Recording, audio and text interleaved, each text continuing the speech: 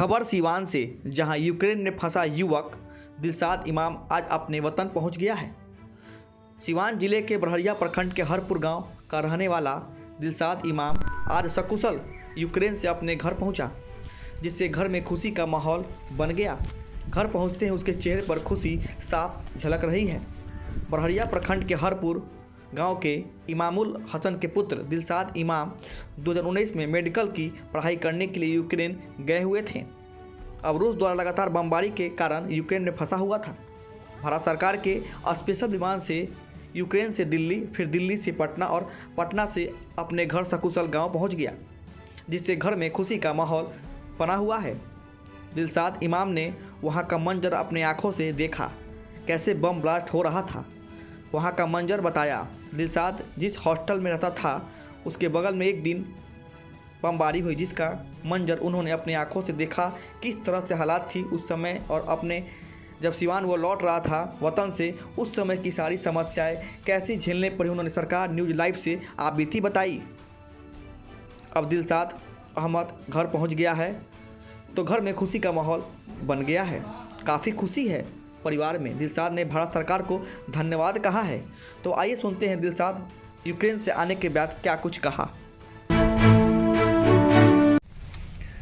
जब आप यूक्रेन में फंसे थे तो क्या क्या समस्याएं हो रही थी आपको? जब यूक्रेन में हम लोग फंसे हुए थे, समस्या ये थी कि जब वार शुरू हो गया, जब अटैक हुई, तो हम लोगों ने जो भी राशन का सामान था, वो राशन के सामान के लिए सारे लोग दौड़े, पहले राशन के सामान इकट्ठा कर ले। तो हम लोग को राशन के सामान सिर्फ 2 दिन के लिए मिली। उसके बाद से काफ़ी लड़के डरे हुए दहशत थे, हम लोग भी डर गए थे हॉस्टल में पानी होने का भी, क्योंकि पानी भी हम लोग मतलब हॉस्टल से बाहर से लेके आते हैं, तो पानी होने की समस्या होने लगी थी। खाने होने का सिर्फ हम लोग 2-3 दिन का ही खाना जुगाड़ कर पाए थे। तो अभी हम लोग निकलने से पहले यही समस्या थी। आप यूक्रेन में थे तो कहाँ कहाँ बमबारी हुई थी? जब हम यूक्रेन में थे तो जिस दिन हम लोग सुबह में बमबारी हुई, तो जब हम लोग सुबह में उठे तो खबर, पहले तो हमारी जो सिटी है इवानो फ्रैंकोविस्क, वहाँ के जो एयरपोर्ट थे वहाँ पे अटैक हुआ। उसके बाद और 2-3 जगह थी, वहाँ पे भी अटैक्स हुए थे। लेकिन वहाँ की खबर आई बाद में कि जो कीव का इंटरनेशनल एयरपोर्ट है वहाँ भी अटैक हो चुका है। आपके साथ कितने बच्चे थे? मेरे हॉस्टल में वैसे काफ़ी बच्चे हैं, लेकिन जो हम लोग का एक ग्रुप है उसमें हम लोग 18 बच्चे थे। कहाँ कहाँ के थे? इसमें बिहार के भी बच्चे थे और अदर स्टेट के भी, जैसे राजस्थान के, यूपी के और साउथ इंडियन भी थे इसमें।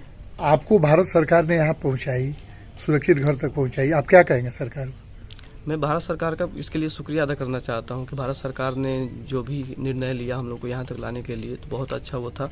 तो मैं भारत सरकार का शुक्रिया अदा करना चाहता हूँ इसके लिए। आप घर आए तो आपको कैसा महसूस हुआ?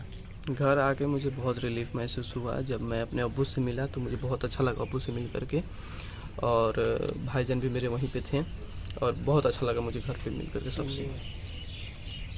मैं बशीर अहमद लाल बाबू, मैं इस गांव का रहने वाला हूं, हरपुर गांव का, तेताली हरपुर।